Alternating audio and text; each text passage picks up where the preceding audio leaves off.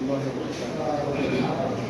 إن الحمد لله والصلاة والسلام على رسول الله وعلى آله وأصحابه الذين جاهدوا في سبيل الله.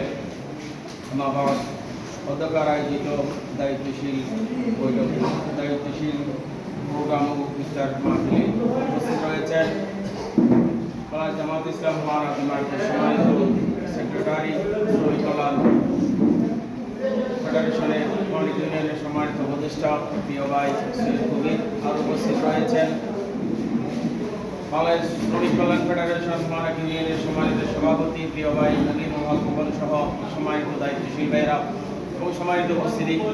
আল্লাহ পাক রব্বুল আলামিনের দরবারে অসংখ্য শুকরিয়া আদায় করছি। আল্লাহ পাক রব্বুল আলামিন আমাদেরকে একজন মুমিন হিসেবে প্রিয় নবী সাল্লাল্লাহু আলাইহি সাল্লামের উম্মত হিসেবে রমজান মাসে রোজা রেখে সমবেত হওয়ার তৌফিক দান করেছেন। সম্মানিত উপস্থিতি, অসংখ্য দরুদ ও সালাম প্রেরণ করছি প্রিয় নবী সাল্লাল্লাহু আলাইহি সাল্লামের প্রতি, যে নবী সাল্লাল্লাহু আলাইহি সাল্লামের আনিত বিধানকে বাস্তবায়ন করার জন্য আমাদের প্রচেষ্টা চলমান আছে থাকবে ইনশাআল্লাহ। যে নবী সাল্লাল্লাহু আলাইহি সাল্লামের পথে চলার জন্য, যে নবী সাল্লাল্লাহু আলাইহি সাল্লামকে ভালোবেসে তার আনুগত্য করার জন্য আমাদের সমস্ত তৎপরতা। সম্মানিত উপস্থিতি, আল্লাহ পাক রব্বুল আলামিন পবিত্র কোরআনে ইরশাদ করেছেন, ইয়া আইয়ুহাল্লাযীনা আমানু কুতিবা আলাইকুমুস সিয়াম কামা কুতিবা আলাল লাযীনা মিন ক্বাবলিকুম লাআল্লাকুম তাত্তাকুন। হে মুমিনগণ, তোমাদের উপর রমজান মাসে রোজা ফরজ করা হয়েছে। আল্লাহ তাআলা আমাদেরকে যুক্তি দিয়েছেন উম্মতে মুহাম্মাদের জন্য শুধু এক মাস না খেয়ে থাকার, এক মাস রোজা রাখার বিধান আল্লাহ পাক রব্বুল আলামিন করেননি। পূর্ববর্তী অনেক নবী রাসূলদের উম্মতদের জন্য আল্লাহ তাআলা এই বিধান করেছেন। আল্লাহ তাআলা বলেছেন, কামা কুতিবা আলাল লাযীনা মিন ক্বাবলিকুম, যেমনিভাবে পূর্ববর্তী নবীর উম্মতদের উপরেও রোজা ফরজ করা হয়েছিল। এই রোজার উদ্দেশ্য সম্পর্কে আল্লাহ তাআলা স্পষ্ট বলে দিয়েছেন, লাআল্লাকুম তাত্তাকুন, যাতে তোমরা তাকওয়া অর্জন করতে পারো। সম্মানিত উপস্থিতি, আমরা এই রোজা থেকে নির্ভেজাল তাকওয়া অর্জন করতে পারি। আজানের সময় হলে আমরা যদি নামাজ না পড়ি তাহলে আমাদের তাকওয়ার ঘাটতি রয়েছে। ব্যবসা বাণিজ্য করতে গিয়ে যদি আমরা অন্যায় করি, ধোঁকাবাজি করি, তাহলে আমাদের তাকওয়ার ঘাটতি রয়েছে। লেনদেনের ক্ষেত্রে যদি বৈষম্য হয় তাহলে সেটাও বুঝতে হবে।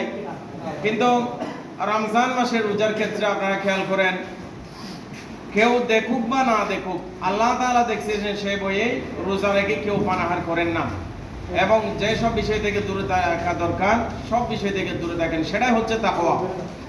জীবনের সব ক্ষেত্রে অনুরূপ রোজার মতোই আল্লাহর বিধানকে সর্বোচ্চ সম্মান দিয়ে আল্লাহকে ভয় করে আল্লাহর বিধান মেনে চলা, সেটাই হচ্ছে তাকওয়া।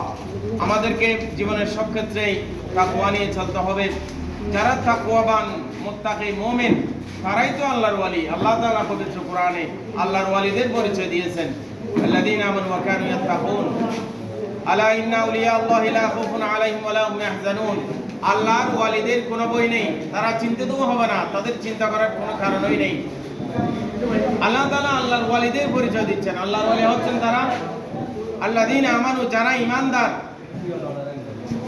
ওয়া কানু ইয়াত্তাকুন, এবং যারা মুত্তাকি তাকওয়াবান।